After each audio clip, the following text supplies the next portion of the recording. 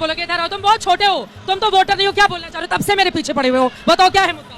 Ma'am 10 साल से आज मैं अररिया में रहता हूँ, 10 साल से मैं देखता हूँ आज कितने ना टेम्पो स्टैंड बने ना बस स्टैंड बने, कोई रोड एक अच्छा नहीं है। क्या किया यहाँ की जनता ने? भैया अब ये बता दो, एक सेकंड भैया, 10 साल से तुमने नहीं देखा है, तुम्हारी उम्र कितनी है? मैम मेरी उम्र 13 साल है।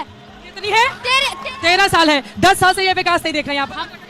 एक मिनट सुनिए, महिला को सुन ले। अरे भैया इनको नहीं बोलने दें, इनको नहीं बोलने दें भाई, गजब गुंडाई है। एक महिला बोल रही है, उसकी आवाज सुनो, एक बार सुनो। ये गलत बात है भैया, भैया भैया भैया, ये गलत बात है, एकदम गलत बात है।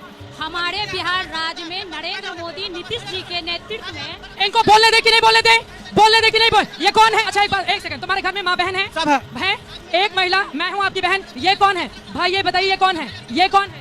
अरे बेरोजगार भाई, अच्छा घूम रहे, अच्छा नहीं लग रहा है। अरे एक महिला से बदसलूकी नहीं करोगे ना, इसको पूछो, इनको देखो, इनको सुने मेरा बात, दो बात दो। भैया मेरे ऊपर चिल्लाओ नहीं, तो tone down, tone down, tone down. बड़ी बहन है ना? नहीं। सुन लेते हैं, सुन लेते हैं। मेरा फादर किसान है, अभी मक्का का बीज का दाम 6000 रुपया पैकेट है, एक पैकेट में 2.5 kg रहता है और एक पैकेट 1 बीघा में लगाया जाता है। ठीक है, ठीक है, 6000 है, किसान कैसे जिएगा? उसका बेटा, हम स्टूडेंट है, 2022 में हम लोग बीएससी फॉर्म मरे हैं, 3 बार लाठी खाए हैं जदयू बीजेपी सरकार में। और जब हम लोग को जब वहां से उठा के लेके गया डेलीगेशन टीम, तो चेयरमैन क्या बोल रही है कि अभी कोई व्यवस्था नहीं, हम तुम लोग को नहीं लेंगे, जा तुम लोग। 3 बार बैठा के हम लोग रख दिया। तो इस बार किसके बना रहे हैं आप लोग सरकार? तेजस्वी सरकार आए, रोजगार देगा। हंगामा इधर आओ भैया, बिहारी बाबू तुम इतना हंगामा क्यों कर रहे हैं बताओ? मैम तो छोड़ दो, पुलिस वाले अपना ड्यूटी कर रहे हैं। मुद्दा बताओ क्या है अररिया का मुद्दा? मैम मुद्दा ये है, अररिया के अभी प्रेजेंट जो आबिदुर रहमान विधायक हैं, ये हमारे 10 साल से विधायक है। ये रील्स वाले विधायक नहीं है, ये जमीन से जुटे वाले विधायक है। और अभी के युवाओं को रील्स वाले युवा चाहिए। भाई बोलने दीजिए, सबका हक है। और अभी के को बोल दबंग और रील्स वाले विधायक चाहिए। और दलालीगिरी करने के लिए जो ताकत चाहिए वो अभी के प्रेजेंट विधायक से नहीं हो रही है। और अभी की जो बात है, यहाँ की विकास की बात है, सगुप्ता आजिम जी, वो पिछले उसके परिवार, वो 25 साल से ये पूरे जिला की चेयरमैन है। वो 25 साल में एक चांदनी चौक पे बाथरूम नहीं बनवा सकी। ये स्टेडियम उनका घर के ग्राउंड है, यहाँ आज तक एक लाइट भी नहीं लगी है। धंधा बंद करवाएगा क्या? उसकी मिसाल की बात करती है। अभी तो हमारी लाइट लगी हुई है, एबीपी न्यूज ने लाइट लगा कर रखी हुई है। मैम यहाँ का पलायन जो है, पलायन वो बहुत बड़ा मुद्दा है। इतनी बेरोजगारी है यहाँ पर, एक सीमांचल एक्सप्रेस चलती है बगल में जोगबनी से, आप देखे होंगे कभी। हंगामा नहीं भैया, भैया अपना ये कॉलर बाद में दिखाना, भैया बैठ जाओ। और जो यूनिफॉर्म पहने हैं उससे कॉलर नहीं दिखाते हैं, पता है ना उन लोगों की ताकत। भैया आराम से इधर मेरे पास आ जाओ, गुस्सा नहीं, इधर आओ भैया, इधर आओ, गुस्सा नहीं करेंगे। सीमांचल एक्सप्रेस में बेरोजगार युवा, पढ़े लिखे बेरोजगार युवा भर भर कर दिल्ली जाने को विवश हैं। आप, मैं पूछना चाहता हूं भाजपा और जदयू सरकार से कि आप अगर वोट बिहार में लेंगे तो आपको फैक्ट्री और बिहार में लगाना पड़ेगा। फैक्ट्री लगाने के लिए तो अडानी जी को जमीन दिया जा रहा है, फिर आप लोग कह रहे हैं जमीन क्यों? लेकिन फैक्ट्री लगाने के लिए जमीन अगर दे रहा है तो फिर लोग पलायन, इतने दिनों से आपकी सरकार है, तो फिर लोग पलायन को क्यों मजबूर है? पलायन को क्यों मजबूर? आ जाओ। मैडम आपके माध्यम से मैं भाजपा और जदयू के नेताओं से ये पूछूंगा, आप लोग अलग हो जाइए, थोड़ी सी जगह दीजिए कैमरा में। इनसे पूछूंगा कि आपकी सरकार यहाँ है, ये इलाका ही नहीं, बिहार का 18 जिला बाढ़ प्रभावित इलाका है। बाढ़ से तबाही मचती है, लोगों का आवागमन चौपट हो जाता है। आपने भी एक पुल देखा धंस गया, जो बोले कि मिट्टी का प्रॉब्लम, इंजीनियर क्या कर रहा था कि मिट्टी खराब मिट्टी पर उसने पिलर बनवा दिया है, बेलवा पुल का पिलर धंस गया है। तो बाढ़ के समस्याओं पर ये लोग क्या कर रहे हैं? लवणे न भोजन। दूसरी चीज सवाल ये करना चाहेंगे हम कि आपने भी कहा कि 1 टका पे फैक्ट्री लगाने के लिए, फैक्ट्री का नियम है कि बंजर जमीनों में फैक्ट्री लगे, जंगल यहाँ एक भैया हल्ला नहीं करेंगे, एक सेकंड सुनिए ना आप लोग आवाज, अपनी बारी के बाद सब लोग हंगामा शुरू कर दिया। भैया सुनिए, हंगामा नहीं। एटमॉस्फेयर इतना चेंज हो गया कि बिन मौसम का बरसात हो रहा है। इसका मुख्य कारण है कि पेड़ इतना ज्यादा कट चुका है कि मौसम चेंज हो चुका है। और आप अदानी को दे रहे 1 रुपए में जमीन, पेड़ का लाखों जमीन कट जाएगा, आप बंजर जमीन दोनों। आप कह रहे हैं बंजर जमीन दीजिए, फैक्ट्री लगाने के लिए बंजर जमीन। लोगों के सवाल आपने सुन लिए हैं, जल्दी से क्लोज।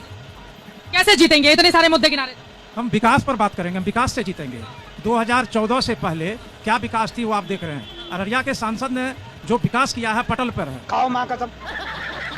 आज अररिया के सांसद से कहिए एक शौचालय भी बनवा दे, वहां से कितने लोगों ने ये सवाल पूछा? बताइए, वो कह रहे हैं कांग्रेस के 10 सालों से हैं विधायक, मिलते ही नहीं है। अभी सुना जनता। मैं उन भाइयों को एक सवाल है हमारा, अगर आप विकास नहीं करते हैं, अगर आपको विकास देखना है, हमारे माननीय विधायक जी के फेसबुक आईडी में हर 30 पंचायत 29 वार्ड का दिया हुआ है। फेसबुक आईडी नेताजी सामने दिखेंगे नहीं, फेसबुक चमका के रखें। दूसरी बात, अगर जनता का नेता नहीं होता तो 48,000 वोट से कैसे ये जनता? बताइए मैडम देखिए, अररिया जिला जो है किसान बहुल क्षेत्र है। यहाँ पे मक्का की फसल होती है, गेहूं, धान और मूंगफली की फसल होती है। अब तक किसी जनप्रतिनिधि के द्वारा फसल आधारित फैक्ट्री नहीं लगाई गई। एक स्टार फैक्ट्री बनना था, वो अब तक चालू नहीं हो पाया।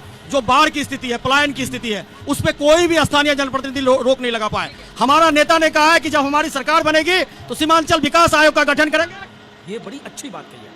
अररिया का मुद्दा ये है कि सबसे बड़ा कॉर्पोरेशन जो सरकारी दफ्तर जितना भी है, यहाँ पर कहीं भी जाइए सरकारी दफ्तर में घुस चलती है। और यहाँ का मुद्दा रोजगार है। अररिया की जनता ये चाहती है कोई शिक्षित नेता को लाए, जैसे कि राशिद अनवर साहब अररिया के बहुत शिक्षित नेता है और आरजेएसयू पार्टी की राजनेता है। और बल्ला छाप इस बार लड़ेगा, बहुत युवा नेता है, जनता के बीच जाते हैं। अभी जो प्रेजेंट नेता है 10 सालों में जनता के बीच कहीं नहीं गया, ना तो नाला देखा, ना तो कोई कॉलेज। आप जरा पीछे पीछे की तरफ चलते हैं, नीचे जो जनता मौजूद है उन लोगों से सवाल जवाब कर लेते हैं। पीछे की तरफ जाएंगे, पीछे की तरफ। एमआईएम हटाओ, सीमांचल बचाओ। पहले तो भैया तुम अपना दांत ठीक करो, कितना खराब कर लियो हो बताओ, कितना ज्यादा खराब कर लियो हो अपनी दांत तुम गुटखा खा खा के। मैं जदयू की सरकार से ये सवाल करना चाहता हूँ। बीजेपी की सरकार ने बोला कि अररिया में मेडिकल कॉलेज है, न तो आज तक मेडिकल कॉलेज अभी अररिया में बना है, न इंजीनियरिंग कॉलेज बना है, न डीएलएड की कॉलेज बना, न डीएलएड का। सुनिए, हंगामा नहीं अपने में बैठ जाइए अपने। मैडम, मैं एक ही कहूंगा कि 10 साल का विधायक आबुदुर रहमान अररिया का एक भी मुद्दा नहीं उठाया, इसलिए अररिया में कोई विकास नहीं हुआ। इस बार शिक्षित महिला सगुप्ता अजीम को लाइए और अररिया की बदहाली को दूर कीजिए। क्या बात है सर, क्या बात है सर। हमारे पोखरिया पंचायत में विकास कम हुआ है और मेरा गांव बैकवर्ड एरिया पड़ता है, बैंगी गांव पड़ता है। बैंगी गांव में नदी जो है परेशान कर रहा है, रोड नहीं बना है, बड़ी परेशान है। और वहाँ नीतीश जी तो बड़ा रोड का दावा करते हैं कि पूरा रोड का जाल बिछा दिया। रोड अभी तक हम लोग जो है घर तक नहीं पहुँचा है, घर तक नहीं पहुँचाएगा। दो लाइन में जल्दी। पोखरिया पंचायत से बोल रहे हैं। हमारे गांव में अभी तक न रोड न बना है, न कुछ न बना है। रोड ही नहीं बना है, कुछ नहीं, पूरा तो बताते हैं पूरा चमाचम तो एमपी हो जाता है, देख के चले आता है, खाली देख के चलाता है। जरा इधर वालों की आवाज ले लेते हैं जल्दी से। खड़े। मैडम, आज तक जो एक एमएलए साहब ना टेम्पो स्टैंड नहीं दे सके, ना एक सब्जी मार्केट नहीं दे सके, हम लोग कीचड़ में चलते हैं। उसके बाद आज तक चांदनी चौक से बस स्टैंड के अंदर में एक शौचालय भी नहीं है, महिला दूर की आती है, कहाँ शौचालय करेगी, एक शौचालय का व्यवस्था नहीं है। आज तक अररिया में तो 24 घंटा हम लोग को लाइन मिलता है, सब कुछ मिलता है, बिजली मिलती है 24 घंटा। शौचालय की व्यवस्था नहीं है, शौचालय की व्यवस्था नहीं है, सब्जी मार्केट की व्यवस्था नहीं है, सड़क पर कीचड़ है। थोड़ा इस बार क्या बदलाव होगा? कौन जीत रहा है चुनाव? बदलाव तो हम लोग करेंगे इस बार। कौन सी पार्टी? किसको देंगे बदलाव? गोल घुमा रहे हैं, गोल मत घुमाइए। कौन जीत? बदलाव कर रहे हैं, क्यों बताएं आपको? क्या मुस्कुराते हुए बता रहे हैं, क्यों बताएं? प्यारी समझ गई। मैं माननीय आशीष पटेल जी से पूछना चाहता हूँ, अभी बोला पुल गिरने में मतलब यहाँ का मिट्टी दलदल है। 1962 में पनार नदी पे पुल बना है, वो पुल आज तक चल रहा है। वो एनएच में तब्दील हुआ, फिर भी वो पुल चल रहा है। और जो 4 साल पहले बना हुआ पुल कैसे? लोगों के पुल में पता नहीं क्या गड़बड़ी है कि लोगों का पुल तुरंत। मैं चारों प्रत्याशी जितने आए हुए हैं पर सबसे सवाल करना चाहता हूँ, हल्ला मत कीजिए कोई भी। मैं एनडीए गठबंधन से। तुम ही शांत करो भैया, हमारी तो कोई सुनिए। शांत हो जाओ भाई साहब। एनडीए गठबंधन से मैं सबसे सवाल पूछना चाहता हूँ कि वो बोलते हैं कि इंडिया गठबंधन ने काम नहीं किया। इंडिया गठबंधन वाले बोलते हैं कि एनडीए वाले ने काम नहीं किया। आज जनसुराज के जो भैया हैं, आपके प्रशांत किशोर जो है, इन्हीं पार्टी के पहले इसमें ये थे, क्या कहता मेंटोर थे। वो पहले कैसे सही थे, अब पार्टी कैसे गलत होगी? अच्छा भैया, एक और सवाल बताओ। ये नीतीश जी लालू जी एक हो जाते हैं, फिर नीतीश जी बीजेपी एक हो जाती हैं, फिर एमआईएम वाले 4 विधायक आरजेडी में चले जाते हैं। यहाँ तो बिहार में तो रंग ही अलग है ना, कब कौन पलटी मार जाए, कौन किस पार्टी में चला जाए, भरोसा करना मुश्किल।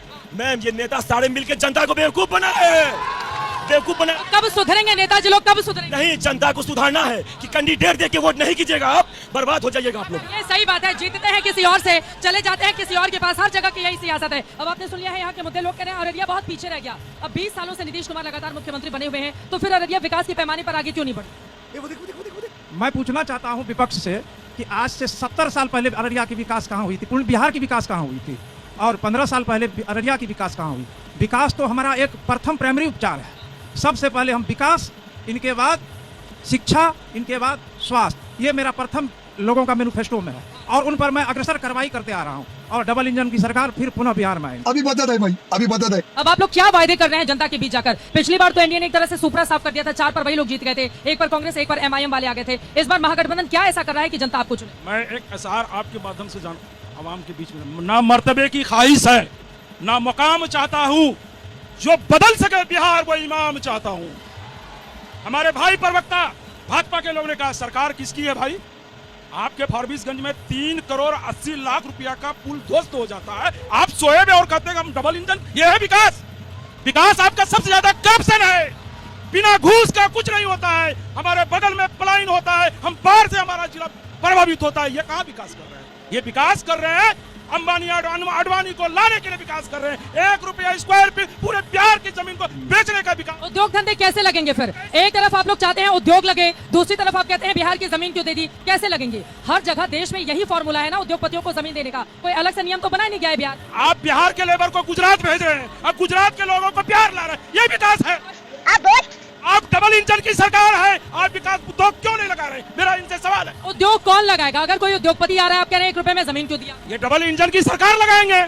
आप 1 रुपया स्क्वायर फीट में आप भागलपुर में जाकर जमीन दे रहे हैं, आप हमको कहाँ दे रहे हैं? आप हमको कहाँ दे रहे हैं उद्योग लगाने के लिए? आप दीजिए, हम लोग विकास करेंगे। आप तो विकास के मुद्दे बातें हैं तो हिंदुस्तान पाकिस्तान और मुसलमान हिंदू, यही विकास है आपका। ये मंडल अविनाश आनंद जी, आप नेता आरजेडी के हमारे साथ जुड़े हुए हैं। अब यहाँ से आपने सुन लिया, वो बल्ले और बॉल वाले कह रहे हैं कि इस बार यहाँ पर हवा पूरी तरह से बदल जाएगी। मैं सबसे पहले बता दूं, बिहार की राजनीति में पिछले 20 साल से जो डबल इंजन की सरकार है, उसको अगर विजन देने का काम किया, रोड मैप देने का काम किया, ब्लूप्रिंट देने का काम किया, तो युवा तेजस्वी यादव जी हैं, जो अकेले बिहार की विकास, बिहार की तस्वीर और तकदीर बदलने का मुद्दा रखता हो और उनके बताए हुए संकल्पों पर ही आज एनडीए की सरकार बिहार में चुनाव से पहले घोषणा पर घोषणा करती रही है और आज भी कर रही है। आपको पता होगा, इसी अररिया जिला की धरती पर कल जो भारूसर विधानसभा का कोवाचार में 3 करोड़ 82 लाख की लागत से बना पुल धंस गया, तो लेने के देने पड़ गए।